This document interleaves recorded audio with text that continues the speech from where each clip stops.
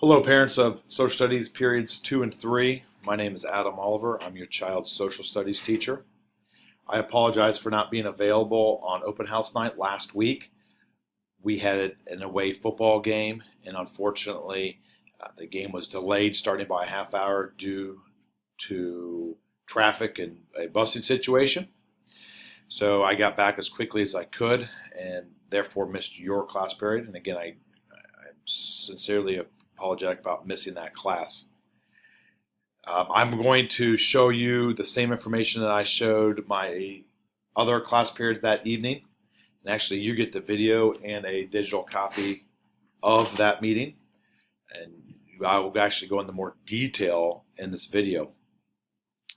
So far, your kids have been delightful. I've enjoyed teaching them. I learned a lot of information about them during our timeline project this week, which is helpful for me to get to know them. They've been energetic in class so far, knowing as a parent that we're adding another course to their day from elementary school, such as social studies and reading and global languages. They've done a great job. My job really in sixth grade social studies is to prepare them for their next few years of history classes. And we take it lightly. We go slow. We want them to learn the material and digest it and just love it. And they're going to have a great experience in my class this year. I'm looking forward to working with them. On my screen right now is my social studies Schoology page. This is where I live during class.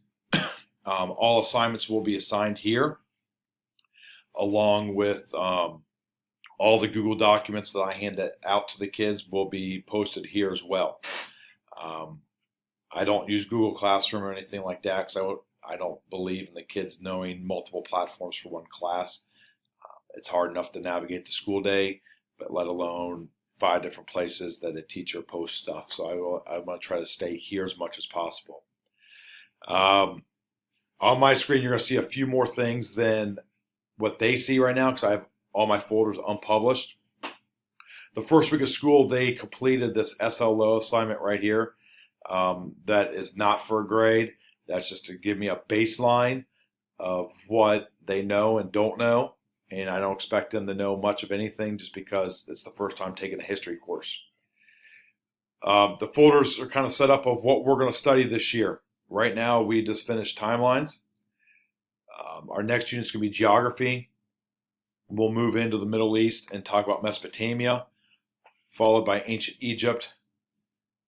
We'll also discuss India, ancient India, and then we'll end the year with ancient China. Mixed in there, we'll do some world religions. We'll compare and contrast the 5 major religions of the world. And we'll also throw some economics in there as well. The handout I passed out at open house night, excuse me, is located in the course information folder. And this is just my course syllabus. Looking at it, it breaks down opening paragraph just talking about my expectations, the grading scale, which is the district rating scale, and then how I break down the grades. And this is the most important thing. And I felt validation last night because I sat at my son's open house at the high school, and his freshman English teacher uses basically the same grading scale.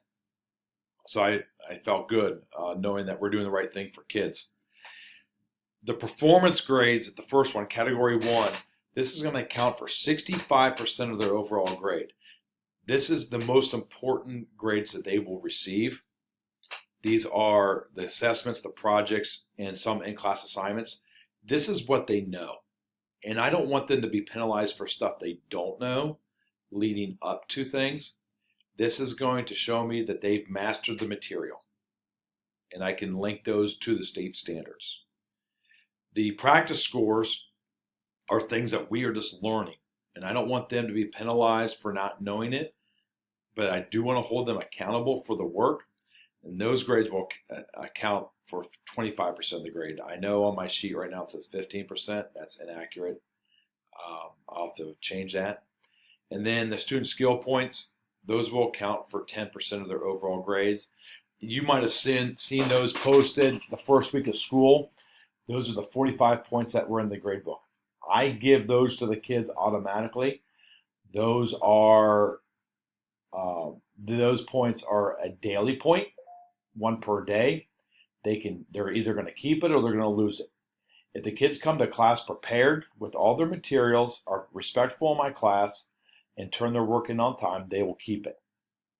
If they do any of those, if they miss an assignment, if they're late with one, if they're disrespectful to myself or a classmate, they don't bring their material, or they're late to class, I take away the student skill point. They can only lose one a day, and they cannot earn it back. I like to take off the late assignment on that grade because I don't want to penalize them for what they're learning due to a late grade. I want them to show me what they know, and I want that to be reflected in their grades. The materials that they're going to be learning again are the Eastern Hemisphere ancient civilizations. We're going to look at the 5 themes of geography starting today in class. We're going to talk about types of governments, citizenships, rights and responsibilities, economics, and then again the 5 major religions of the world. My 5 rules in my class: that we have positive attitudes. I believe this wholeheartedly. I believe everything starts with our attitude. If we give 110% on an assignment, in-class work, the kids are going to excel. And my little mantra is attitude is everything. Number 2, exceptional learners. As a class, we will learn from each other. Along with the kids learning, I learn every year as well. I always learn something new, and I believe in lifelong learning. And that's why it's rule number 2 in my class. 3 is respect. This goes along with the school rules. The kids need to respect their classmates in my classroom at all times. And they also need to respect themselves as well.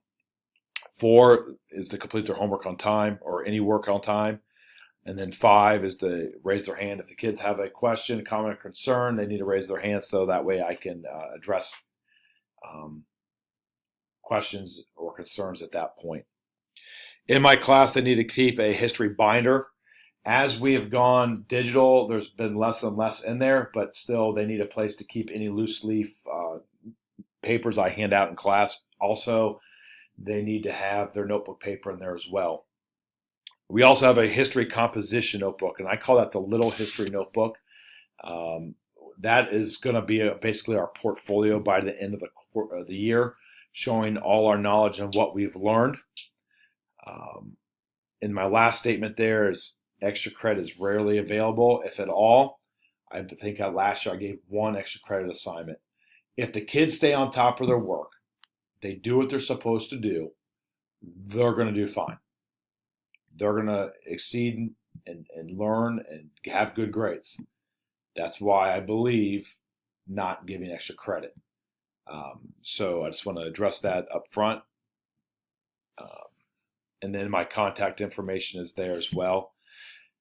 If you ever have a question, comment, or concern, please reach out to me. I will get back to you, email within hopefully 24 hours. Voicemail, I do get the voicemail sent to my email, so I will get those as well. But please reach out to me if you ever have a question or comment or concern. Thank you, and have a great day.